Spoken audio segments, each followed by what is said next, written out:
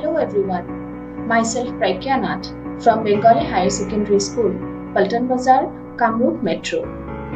In all these years of my teaching, I have experienced that many students face difficulties in learning new concepts of chemistry due to the lack of knowledge about some basic concepts.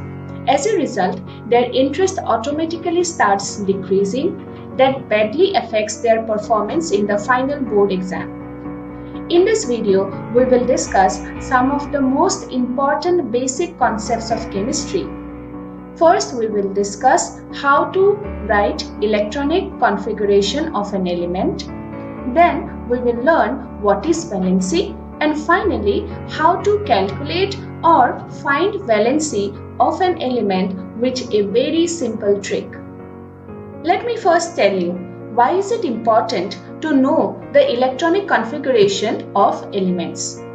This is because the chemical properties of an element depend on its electronic configuration. If you understand this concept well, you will easily learn the concepts like valency, how to write molecular formula, chemical equations, etc. Please watch this video till the end. I promise you will be able to clear all your doubts.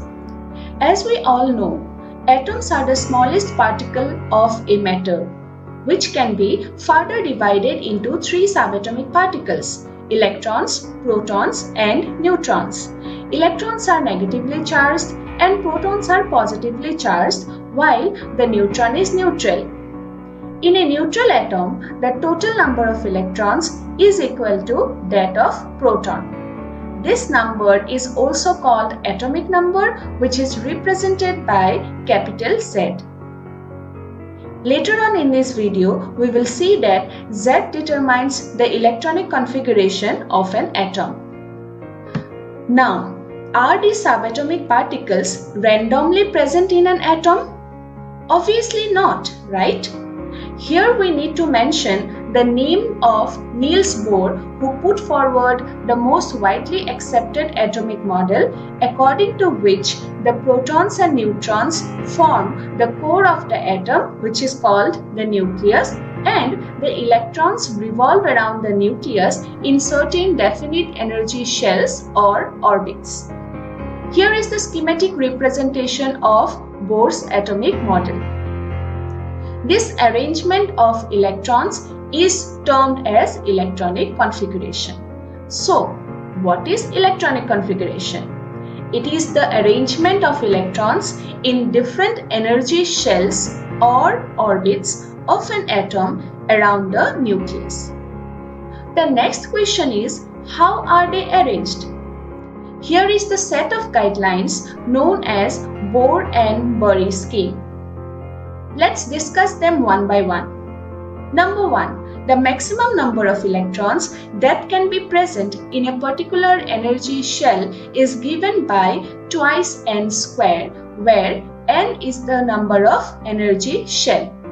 I will show you the application of this rule. Here is the table. For k shell, n is equal to 1, or we can say that when n is equal to 1, the name of the orbit or the shell is k. The maximum number of electrons that can be accommodated in k is twice n square. That means here n equal to 1. So it will be 2 into 1 square is equal to 2. Similarly, for the second shell or orbit, the name is L. And the maximum number of electrons will be 2 into 2 square is equal to 8. Similarly, for third and the fourth orbit, the maximum number of electrons that can be accommodated are 18 and 32 respectively. Number 2. The shells are filled in stepwise manner. That is, until and unless the inner shells are completely filled, electrons cannot be accommodated in the next higher shell. Here is the order of filling the electrons. First, we need to fill the K shell completely. After completely filling the K shell, we can start filling the L shell, then M, and then N, and so on. Number 3. The outermost energy shell cannot accommodate more than 8 electrons even if it has the capacity to take up more electrons according to the first rule. Let's do some examples. Here is the table. For example, in case of hydrogen, the atomic number is Z. It represents that the total number of electrons in hydrogen is equal to 1. That only electron can be easily accommodated in the first shell, which is K shell. So its electronic configuration will be K equal to 1 or simply 1. Similarly, for helium, Z is equal to 2. That means number of electron equal to 2. K shell can accommodate maximum of 2 electrons. So both the electrons of helium will be accommodated in the K shell. Let's take the example of carbon. It has atomic number 6. That means it has total 6 electrons. First 2 electrons can be accommodated in the K shell. But other electrons cannot be accommodated here. Why? Because K can accommodate maximum of 2 electrons. Now, after filling 2 electrons in K shell, how many electrons are left? Yes, 4 electrons are left. Now, these 4 electrons will be placed in the next shell, which is L shell. So, electronic configuration of carbon will be 2, 4. Okay. Similarly, the electronic configuration of neon will be 2, 8. Why? Because its atomic number is 10, total number of electrons 10, and therefore first 2 electrons will go to the K shell and the remaining 8 electrons will be accommodated in the L shell. Moving on. Okay. Now, this is how these atoms look. Here is the hydrogen atom, which has only one shell that accommodates the only one electron of hydrogen. Similarly, for helium also, K shell is present, which accommodates the 2 electrons. In case of nitrogen and neon, both K and L shells are present. In nitrogen, first 2 electrons are accommodated in the K shell and the other 5 electrons are accommodated in the L shell. Similarly, in neon, the first 2 electrons are accommodated in the K shell and other 8 electrons are accommodated in the L shell. Now, here is a term which is valence orbital or valence shell. The outermost shell of any atom is called its valence shell or valence orbital. And the total number of electrons present in that valence shell or orbital is called valence electron. Now, can you tell me how many valence electrons are present in nitrogen? Yes, it is 5. In neon, the number of valence electron is 8. And later on, we will see that these valence electrons will determine the valency of an atom. Moving on to the atoms having higher atomic number. Here are some examples. First, sodium. Its atomic number is 11. So first 2 electrons will be accommodated in K. How many electrons are left now? 9. L can accommodate maximum of 8 electrons. So 8 electrons will be accommodated in L. Now total 10 electrons are accommodated. Only 1 is left. And that only 1 electron will be placed in the third orbit or the shell. So the electronic configuration of sodium will be 2, 8, 1. Similarly, for chlorine, the atomic number is 17 and its electronic configuration will be 2, 8, 7. Now comes calcium. Its atomic number is 20. That means it has total 20 electrons and its electronic configuration should be 2, 8, 10, isn't it? But this is not the actual electronic configuration of calcium. Why? Because this will disobey the third rule of Bohr and Bury scheme. What was the third rule? Yes, the outermost energy shell cannot accommodate more than 8 electrons even if it has the capacity to take up more electrons according to the first rule. Here, the M shell can accommodate maximum of 18 electrons, right? So we can easily place 10 electrons in it, but since here M is the outermost orbital or shell, it cannot have more than 8 electrons according to the third rule. So what will be the correct electronic configuration of calcium? 2, 8, 8, 2. I hope till now you have understood. Moving on to the second topic, concept of valency and how to calculate it. We know that most of the matters around us exist either in their molecular forms or in the compound form, but not in their atomic state. There are few exceptions that we will discuss later on. For example, oxygen present in the atmosphere either in the form of its molecule O2 or in the form of compounds like H2O, CO2, etc. Similarly, hydrogen can exist in the form of either H2 or NH3, that is ammonia, etc. Can you tell me why? Because in these forms they attain the highest stability. This in fact is the law of nature that everything tends to present in its most stable forms. My next question is, how do they form molecules? By undergoing chemical reactions, right? Now, one of the most significant factors for chemical reactivity of an atom is its valency. So, in simple words, we can say that valency is the combining capacity of an atom to form molecules. Let's discuss this concept in details. First, I need to mention two terms. Number one, valence shell. It is the outermost shell of an atom. And number two, valence electrons, the total number of electrons present in the outermost shell of an atom. For example, in case of helium, the valence shell is K and the number of valence electron is 2. In case of nitrogen, the valence shell is L and valence electron is 5. In case of chlorine, the valence shell is M and the number of valence electron is 7. Now comes the most important concept, octet rule.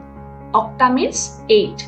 So, according to this rule, each and every atom tends to attain 8 electrons in their valence shell either by sharing or donating or taking electrons so as to attain the stable electronic configuration of its nearest noble gas.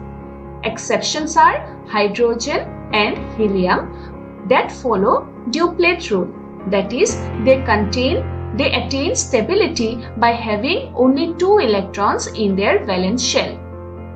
Thus, we can conclude that atoms combine to form molecules so as to satisfy the octet rule.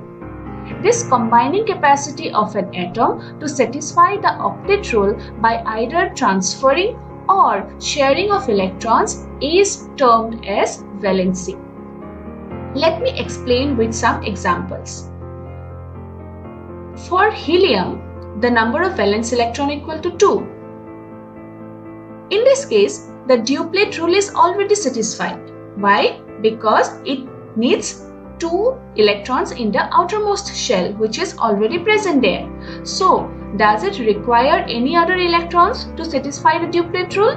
No. So, its valency is equal to 0. Similarly, in case of neon, there are total 8 electrons in the outermost shell and therefore it also does not require any other electron to satisfy the octet rule, and so its valency is also equal to 0. Similarly, for all the elements of group 18, that is helium, neon, argon, krypton, xenon and radon, they have completely filled valence electrons, valence shell, and therefore their valency is 0. And so these elements are also called noble gases or inert gases. Now moving on to nitrogen. It has total 5 valence electrons. So to satisfy octet rule, how many electrons does it require? More electrons does it require? 3. Yes, so its valency will be 3. In case of chlorine, the valence electron is 7. So only 1 extra electron is required by it so as to satisfy the octet rule, isn't it? So the valency of chlorine will be 1. Moving on to sodium. It has electronic configuration 281.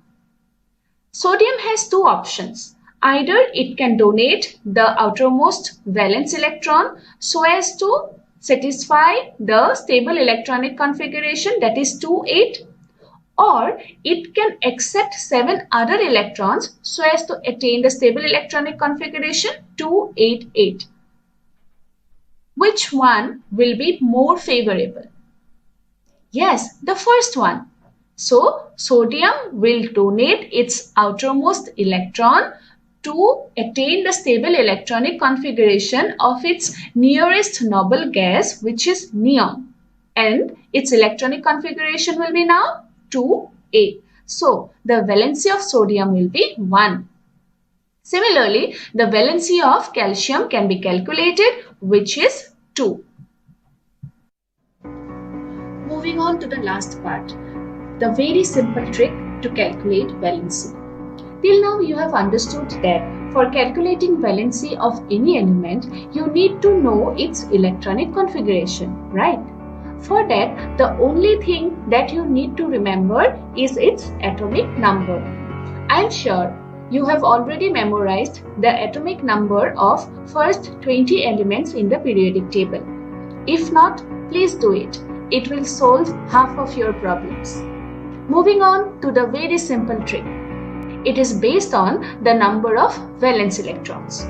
We have learnt that different elements have different numbers of valence electrons. If the number of valence electron is less than or equal to 4, valency will be equal to the number of valence electrons, and if the number of valence electron is greater than 4, then its valency will be equal to 8 minus number of valence electron. Let's apply this trick now. Here are some elements. For example, in case of lithium, the atomic number is 3. So its electronic configuration is 2, 1. So the number of valence electron will be 1. Therefore, its valency will be 1. Can you tell me why? Because here the number of valence electron is less than 4.